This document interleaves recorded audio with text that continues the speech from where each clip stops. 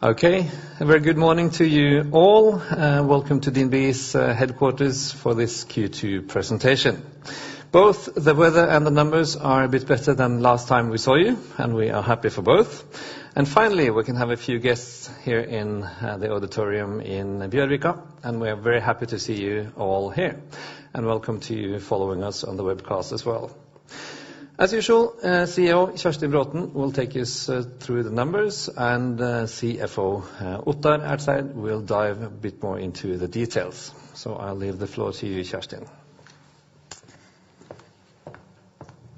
Thank you, Thomas, and a very good morning to all of you here and all of you following us on the webcast. We live in a world that continues to be very highly impacted by COVID-19. Norway has been quite successful in containing the spreading of the virus, and during the quarter we've seen meaningful steps in the direction of normalcy and have seen activity and growth picking up as a consequence of that. Looking at the contrast of level of activity and nature of activity from entering this quarter versus exiting this quarter, it's higher than anything we've ever seen. Going into the quarter, any conversation we had dealt with COVID-19 and how to deal with the consequences. Now, exiting the quarter, the business areas report of most of conversations dealing with opportunities and business as usual. The level of uncertainty is higher than normal, but it is substantially reduced to how we saw the situation 3 months ago. Supporting our customers to limit the impact on them, their businesses and the economy as a whole is our priority number one. It's been a tremendously busy quarter, and I'm proud of the team and their relentless efforts in order to support our customers. Despite the turbulent circumstances, the underlying performance of the business is solid. Our net profits before impairments in the quarter is 8.4 billion Norwegian kroner, and this is up by 3.1% compared to the same quarter last year. The resilience in earnings is an important point with our business that we have been talking to for a while. And now, 6 months into a period where the world is impacted by a global pandemic, you can see that our 12 months trailing profits before impairments is still at a higher level than it was last year, and it is 34.5 billion kroner. Return on equity, 8.7%, still lower than our targeted minimum of 12% longer term, but a substantial tick-up compared to the previous quarter. Net interest income is down by 9% compared to the previous quarter, impacted by customer repricings, but only down 1.4% if we compare to the level 1 year ago. Fees and commissions is also down compared to the same quarter last year, but up by more than 7% compared to the first quarter, reflecting an increasing activity through the quarter, and in particular strong activity within sales activity for houses and also our investment banking division. Losses of 2.1 billion kroner, substantially down from the previous quarter, but still at a higher level than normal. We mainly now take reserves in the offshore area, which we have highlighted to be challenging for some time. Our capital is strengthened by 50 basis points in the quarter, substantially by earnings and some other positive effects. Our capital position is robust, and we have an ample headroom down to the required level. I thought I'd share a few words on the COVID situation in Norway. After Norway closed down in March, we quite rapidly saw a reduction in number of cases, and we've gradually seen measures being softened. The opening up and the softening of the measures has not led to any new and uncontrolled spikes in the spreading of the virus, and the number of people hospitalized is approaching a single-digit number. Alongside the softening of the measures, you can see that mobility converts back to normal, here indicated by Apple's walking tracking, and even beyond normal, so maybe people are out even more than before walking around.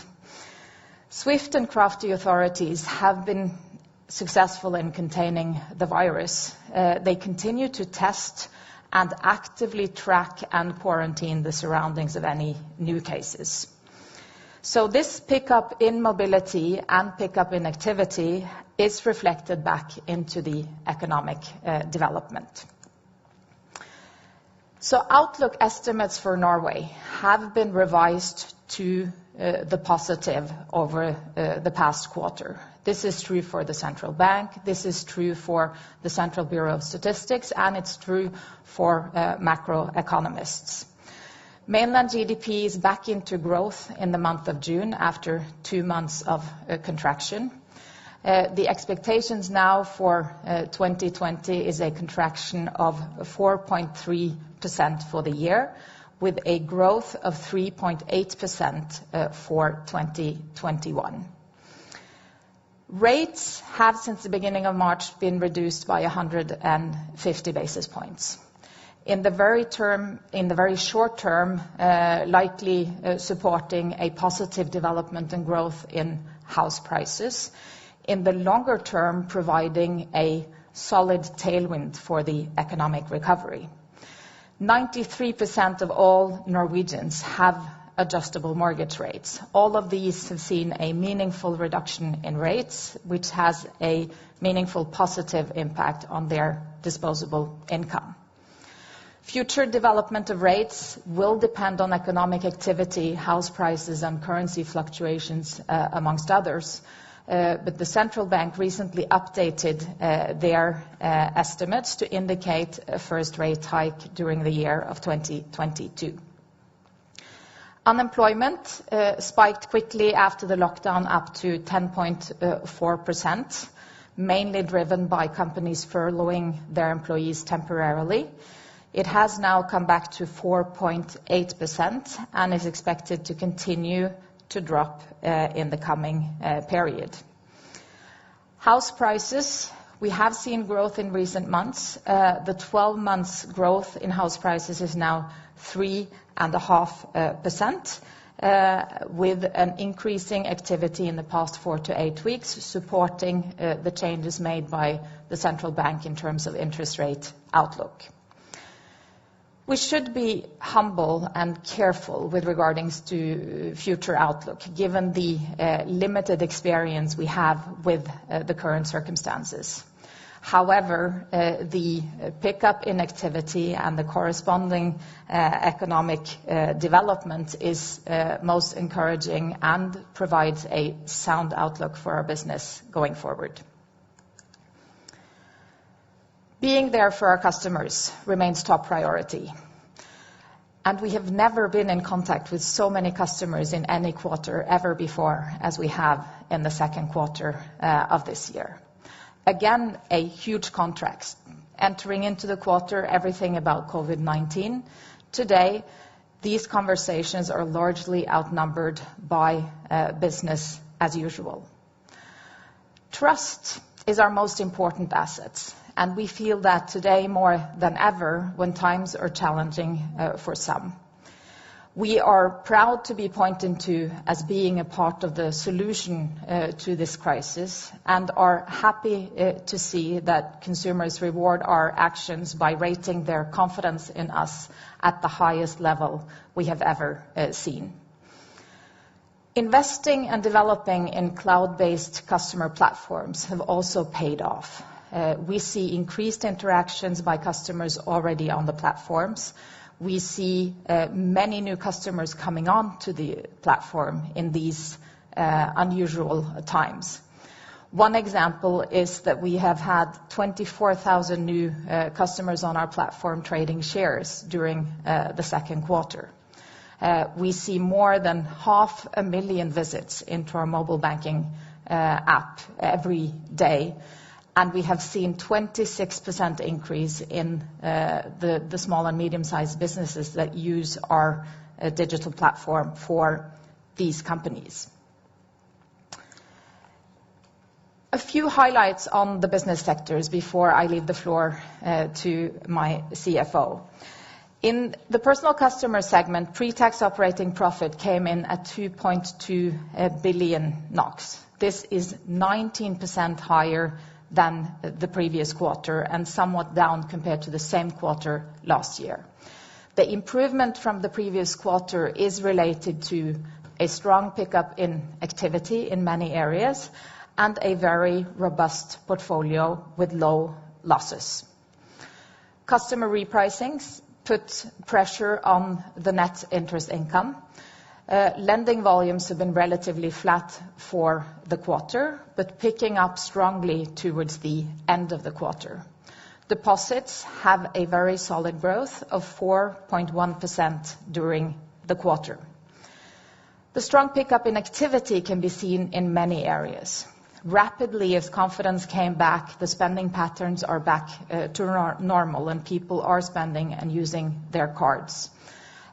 In house sales, you can see from the illustration we enclosed this quarter that the number of homes sold is just a few houses away from the record number we saw in second quarter last year.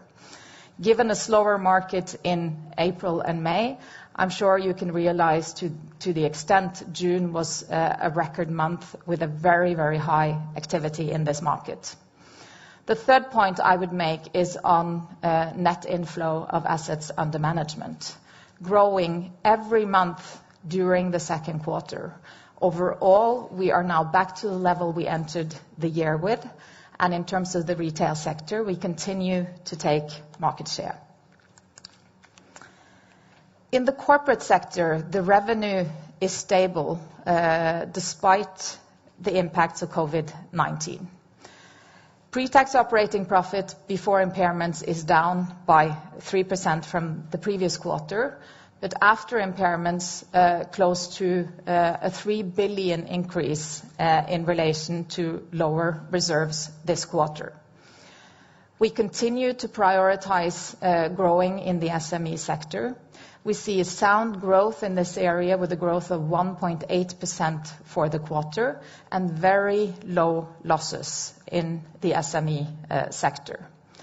Overall, there is no material changes in risk in our corporate portfolio during the quarter. We had a very strong month in DNB markets. Yes, the numbers are impacted by positive mark-to-market effects who are partially reversals of some of the negatives we saw in the first quarter, but I would even more strongly emphasize the very positive development in the customer revenues. In fact, both in terms of FIC revenue and investment banking, the results are at the same level as second quarter 2019. We have been growing this business systematically, bit by bit, expanding range of products, strengthening our position in certain geographies and towards certain industries. And it's particularly satisfying to see how we are now generating revenue in this area, also from a broader spectrum of the industries that we are involved in. So with that, I will leave the floor to my rock-solid CFO, Ottar. Thank you, Kjerstin. The development in loan and deposit volumes in the second quarter reflects the strengthening of the US dollar, the Norwegian kroner against the US dollar by 8% this quarter. Loan volumes also reflect the fact that utilization of revolving credit facilities and overdraft facilities are back to the same level as at the beginning of the year. As the CEO mentioned, activity picked up towards the end of the second quarter. We thus maintain our guiding of around 3 to 4% growth in loan volumes for the full year. The healthy growth in deposits continued in the second quarter, both in the personal customer and corporate customer segments. Year-to-date deposit growth was close to 11%, or almost 9% adjusted for FX, and is thus above the 3 to 4% annual growth guiding we provided at our Capital Markets Day. In the second quarter, the deposits to loan ratio thus strengthened by 2.7 percentage points to 64.8%, an increase of a full 6.6 percentage points from year-end 2019. Let's move on to margin development. Norges Bank reduced the key policy rate from 1.5% to 0.25% in March, and further down to 0% in May. We subsequently reduced customer loan rates from early April and late May. Deposit rates were reduced 7 to 8 weeks later. Since loan rates were thus reduced earlier than deposit rates, the effect of customer repricing is approximately fully reflected in the second quarter numbers. Consequently, net interest margin in the second quarter was 1.42%, 20 basis points lower than the previous quarter. Volume-weighted combined spreads are 13 basis points lower. Net interest margin and spreads also reflect the increased deposit-to-loan ratio and lower NIBOR money market rates. We have guided that the customer repricing after Norges Bank's policy rate cuts will reduce net interest income by around 5 billion NOK annually. This is reflected in the 1,297 million lower interest on equity and margins in the second quarter. Net interest income in the second quarter was positively affected by higher average volumes, including deposits, and also FX. The other item include lower long-term funding costs. It also includes 35 million in positive one-off effects for deposit guarantee fees. Moving on to commission and fees. Compared with the second quarter last year, commission and fees are 5.6% lower due to COVID-19 effects. However, compared to the first quarter of this year, commission and fees are up 7.1% despite COVID-19. As the CEO mentioned, real estate broking activity was higher than expected. The 5% reduction from the second quarter last year was mainly within commercial real estate broking, while residential real estate broking was stable. Investment banking fees were at the same high level as in the second quarter last year, and significantly up from the first quarter. Commission and fees increased within equities, equity capital markets, and mergers and acquisitions. Within debt capital markets, activity was low in high yield, but activity was high within investment grade. Asset management fees increased both compared to the first quarter and to the second quarter last year. We saw net inflow in assets under management in all 3 months in the second quarter. Our market share within retail mutual funds in Norway continued to increase. Guarantee commissions showed a healthy growth of 21% up from the second quarter last year, with strong contributions from performance guarantees and payment guarantees. Money transfer and banking services were significantly impacted by the COVID-19 situation, particularly within international payments and international use of cards. Fees from the sale of insurance products were up from the first quarter and at the same level as in the second quarter last year. Overall, activity and commission and fees have developed more positively than we expected 3 months ago. Moving on to other operating income. In March, we saw significant market turmoil with widening credit spreads and a weaker Norwegian kroner currency. In the second quarter, these developments have to a large degree been reversed. The Norwegian kroner has recovered and credit spreads have tightened. A significant part of the first quarter negative mark-to-market effects for bonds, fixed-rate loans and ex-swaps for derivatives have thus been reversed in this quarter. The positive exchange rate effect for US dollar additional Tier 1 capital in the first quarter was negative 1.3 billion. 1.3 billion of the gain in the first quarter was realized in March, and this amount will thus not be reversed. The increased operating income from the life insurance company and from Fremtind and other associated companies also reflects the improved financial markets in the second quarter. Moving on to costs. In the first quarter, we stated that pension expenses were approximately 300 million lower than normal due to negative return on the compensation scheme related to the closed defined benefit plan. In this quarter, the pension expenses are approximately 115 million higher than normal due to positive return on the same compensation scheme. This effect has been hedged, and the corresponding gain is recognized in gains on financial instruments, as shown on the previous slide.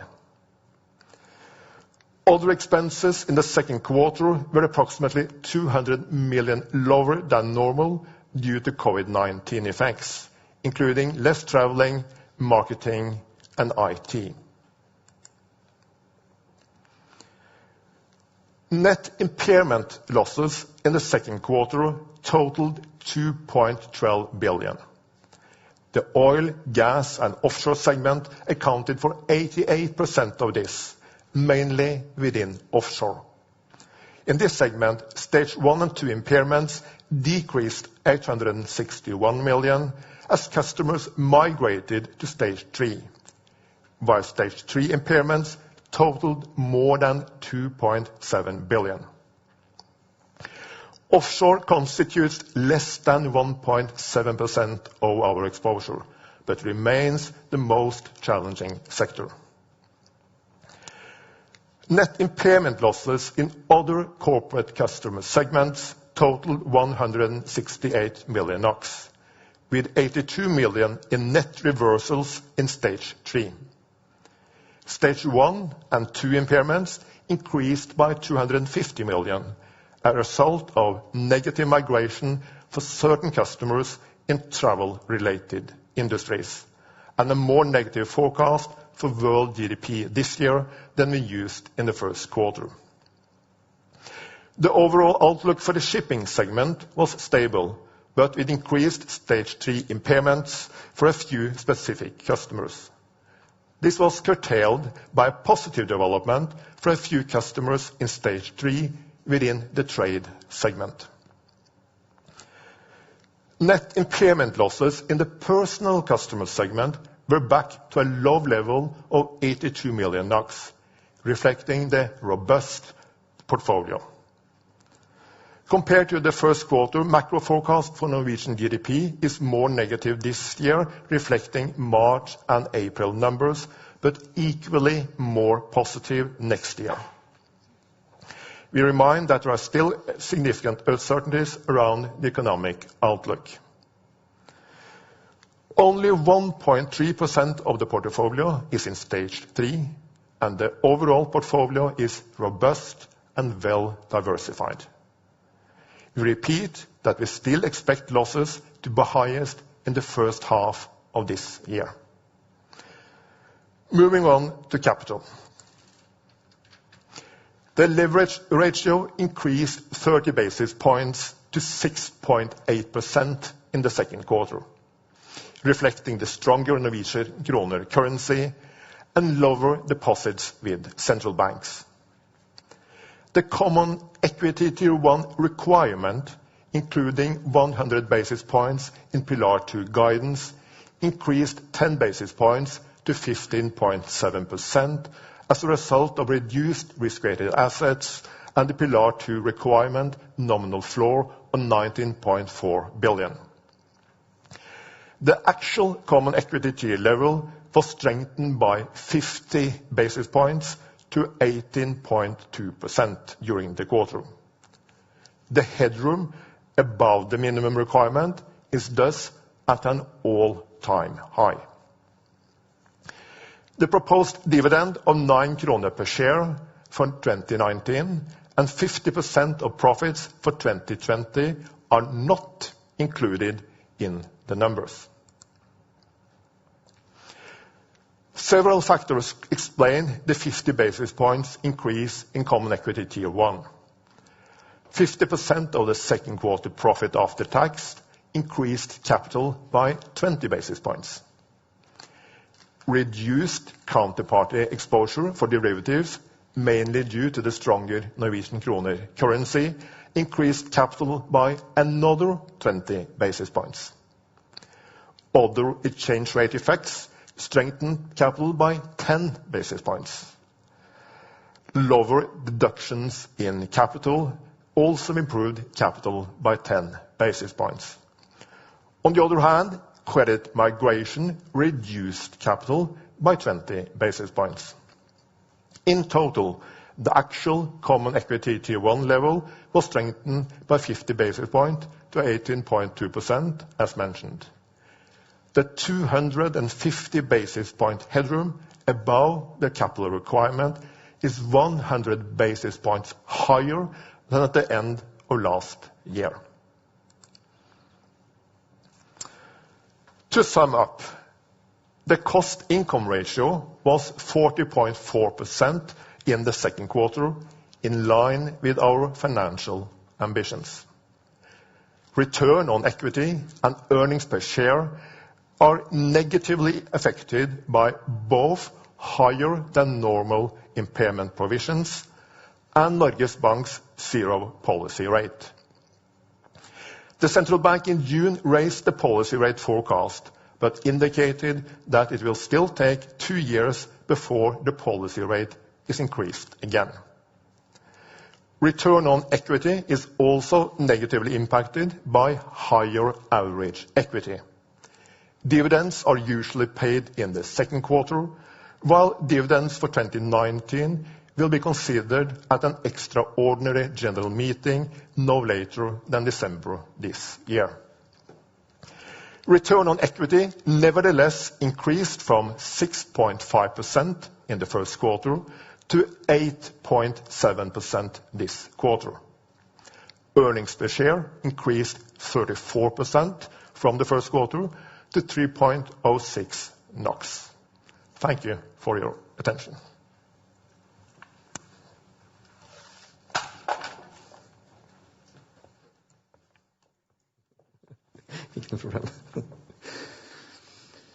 Okay, we have seen a few sports analogies today. Sophie Peterson's called the report a home run. That was my personal favorite. But we'll obviously open up for questions as usual. If you could be so kind to stand up and use the microphone in the middle of the audience, as we cannot send the microphone around this time. And you're more than welcome to ask questions online as well, and Head of IR, Rune Helland, will ask on your behalf. We'll start with Vegard and then Jan Erik.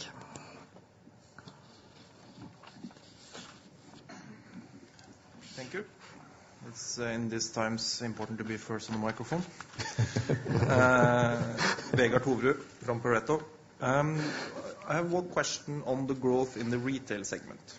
So you have increased growth, you have increased prices, but still you're flat quarter on quarter on the growth.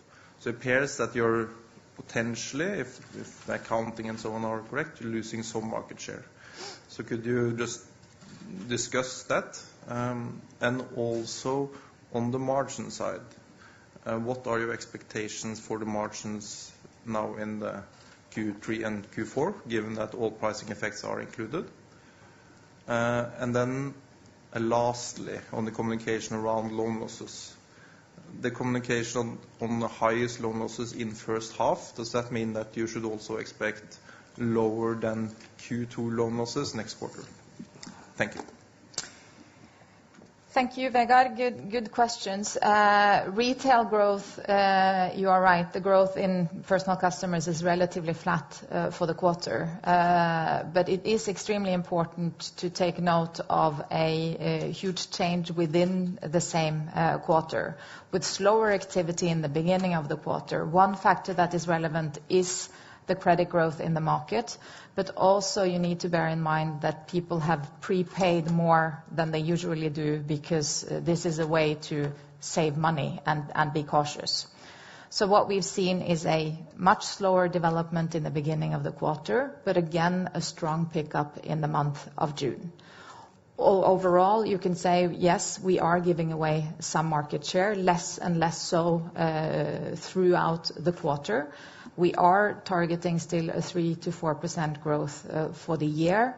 And then the mix where we continue to prioritize personal customers and SMEs will be balanced out with growth in the larger corporate sector. But we are fairly confident that that is a good number to target.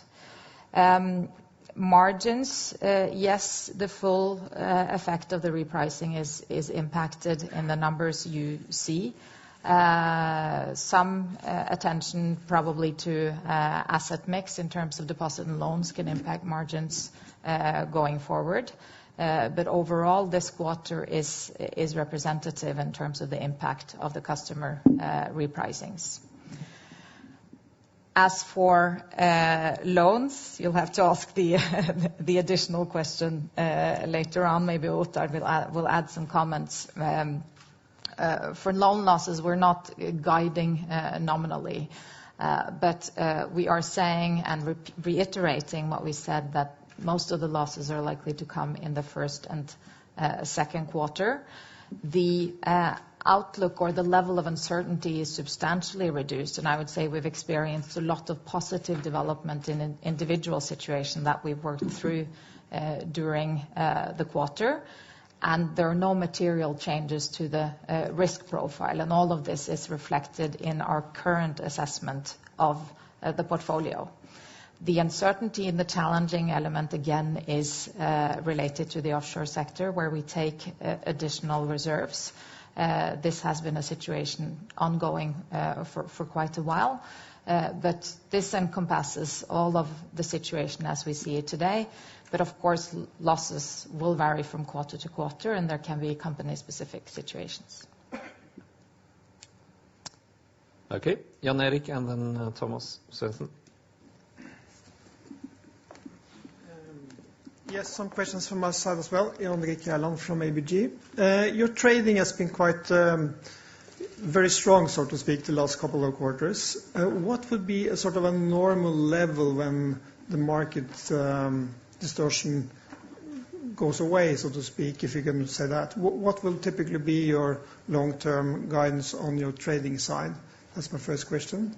The second one is to follow up on Vegard on the loan loss side, and that is how comfortable are you now on the offshore side? As you said, that's the really challenging sector. You are down to 35 billion roughly in Norwegian kroner terms, and you are probably around 110 billion, so you have set aside quite a lot of money. What kind of situation will that move further to a negative situation, and what should sort of be a brighter picture for the same kind of outlook, if you can elaborate on that? Thank you. Should I start with customer Sure. trading? Customer trading in the FIC area was quite normal in total during the second quarter. A bit lower on the FX side, reflecting less international payments probably there as well, but somewhat higher on interest rate hedging, reflecting the actions of the central bank. With regard to equities, customer trading has been higher in the second quarter than previously, as commented upon already by the COO. So in total, a fairly normal quarter for the customer activities in total? I can try to add some comments on the offshore area that we have highlighted as challenging. Again, there is a structural challenge with an oversupply in that sector related to supply vessels and rigs, and the market need to consolidate and to balance the supply capacity towards the expected demand. Again, this portfolio now represents 1.7% of our portfolio overall. A substantial part of the exposure is in stage 3, where we have reserved 35% against the maximum exposure that is in stage 3. We can add that the current reserves represent fully our view of the market situation and our expectations, but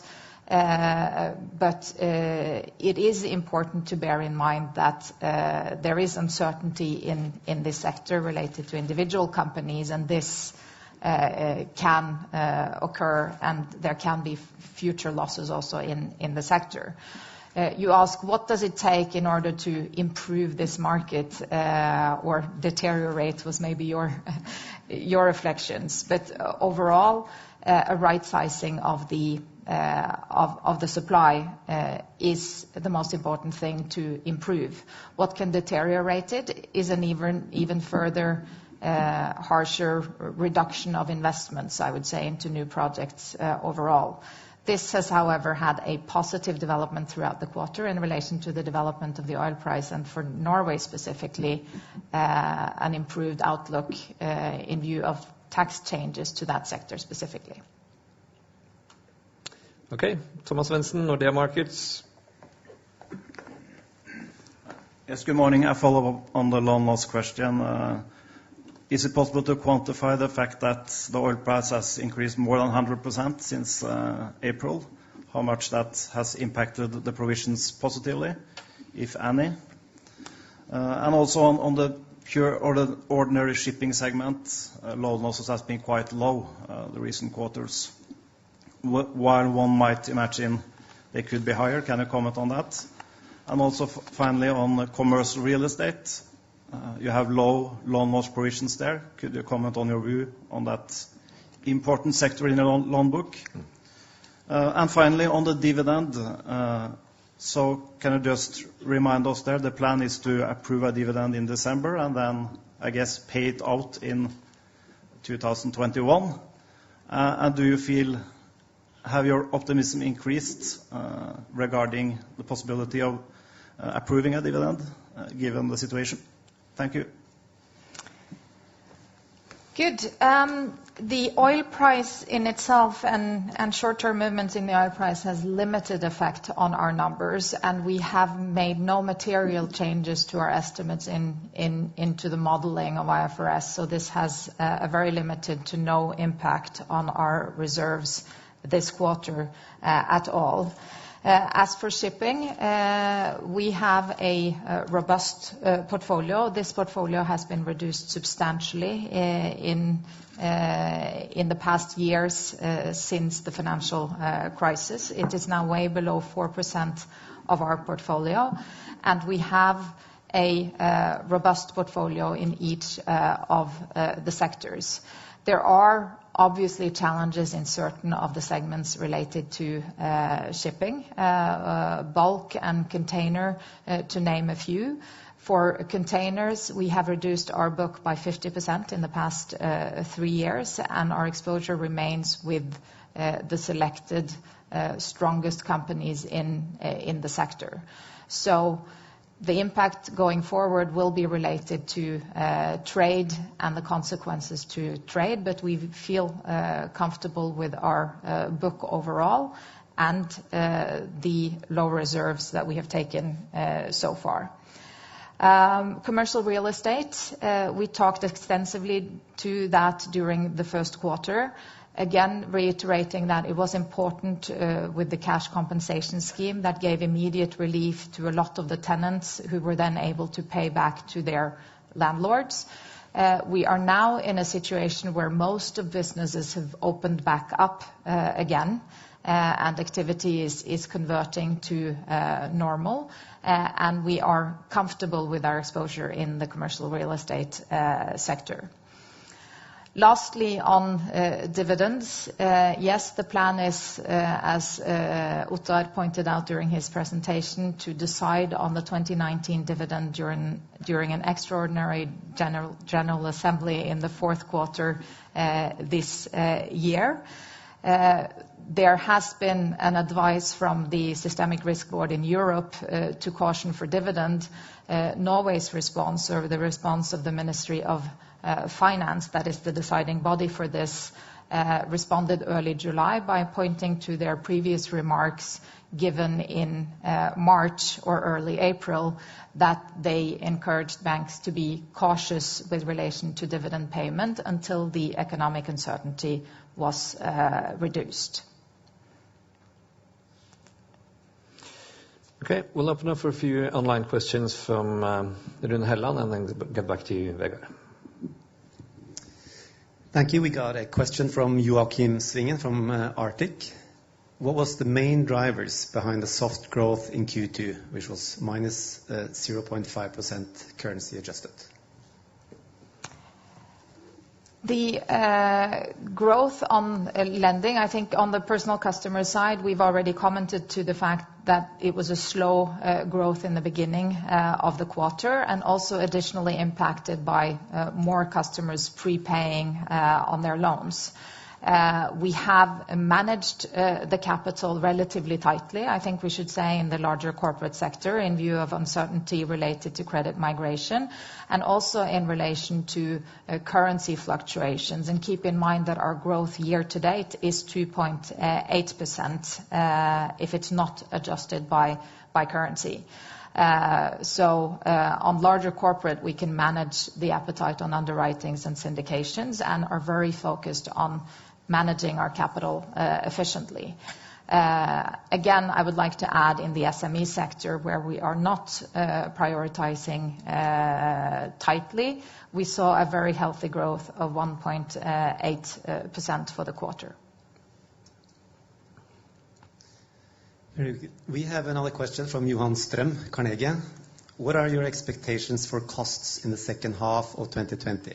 Will postponed projects and higher activity increase costs from the Q2 level adjusted for the higher pension expenses? I think I already commented that in my comments that in the second quarter costs were approximately 200 million lower than normal due to COVID-19 effects, like almost no traveling, but also less other activity-based costs, including some on the IT side. So in that respect, when activity picks up, we expect a reversal in that amount. At the same time, we point to the ambitions we presented at the Capital Markets Day in November for total cost reductions amounting to 1.5 to 2 billion NOK, and what's happened since then just make us more even forceful in implementing those initiatives. Okay, Vegard, and then a few more online questions. Thank you. I was just linking my question one and question two previously. So on the margin side, is there any, I saw on the slides there were some fees and amortization and so on, so I'm just wondering if there are any one-off effects in the NII which we shouldn't expect next quarter, which could weigh some on the margin side, and maybe some MREL capital or what you have not. And also, if you're going to achieve those 3 to 4% of lending growth, and especially then on the retail side here, will you have to give slightly more on the margins in the competitive environment we have in Norway right now? Thank you. I'll address the beginning, and then you can talk to the NII. Just to reiterate that our priority number one remains profitable growth. We say 3 to 4%, we will balance across the various segments, but we will not compromise on profitability. We still target more than 12% on any new incremental business we are doing. Okay. With regard to one-offs in NII in the second quarter, there is a 35 million positive one-off with regard to deposit guarantee fund, as I mentioned already. So that's the only item. With regard to funding costs and MREL consequences, the Minister of Finance on the 2nd of July approved our applications to make the bank the highest legal entity in the group. That will save us funding costs going forward, and we just don't expect an increase in funding costs compared to the present situation with the current funding levels in the market. Okay, Rune Helland, you have more questions from our online audience. I got one question from Ricardo from Mediobanca. Reasonable to assume that fee income in Q2 20 is a sustainable level, as maybe above the normal investment banking fees are balanced by below normal money transfer fees?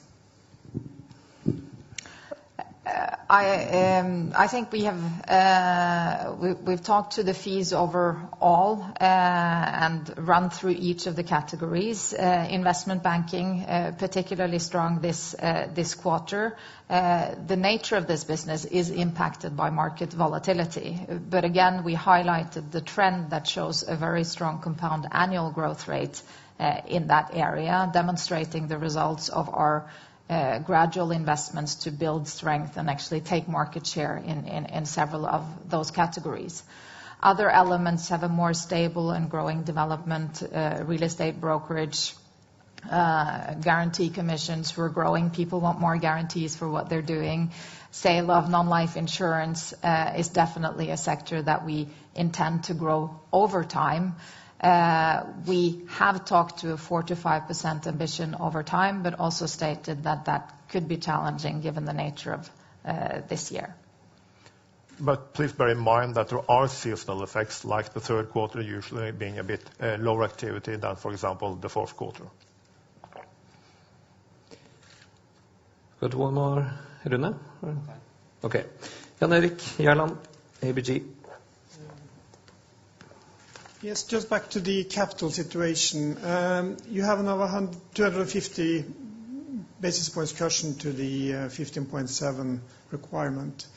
If you assume that the 150 will return at some stage, you are 100 basis points above even your 100 basis point management buffer. Is that sort of a level you would be happy to have, or is more zero where you would like it to be? Or is it a sort of a margin buffer level you would like to be at currently? That's my first question. Back to the margin side, your other NII looks a little bit sort of high this quarter. Is that just a fluctuation which we should be happy to have, or is that something special items inside that one as well? Thank you. With regard to capital, we have a 250 basis point headroom on top of the 100 basis point in Pillar 2 guidance. The Minister of Finance has indicated at some stage the countercyclical buffer will probably be increased again. That would increase the requirement with 110 basis points back to 16.8%. But even compared to that level, we have a significant headroom. Going forward, we would need to have some headroom due to fluctuations in, for example, risk-weighted assets. But we have not given any specific nominal amount for how much that headroom should be. But for the time being, as the numbers show, we are at an all-time high and are very comfortable with the capital situation. On other net interest income, I believe you're referring to the table in our fact book, and the effect you see for this quarter is related to reduced income on our equity. So that is fully related to the development in money market rates. Okay, I think that was the question list for now. It has been fantastic to see you here back in person, and we hope you get a few spreadsheet-free days during the next weeks. So see you later. Have a great day. Thank you.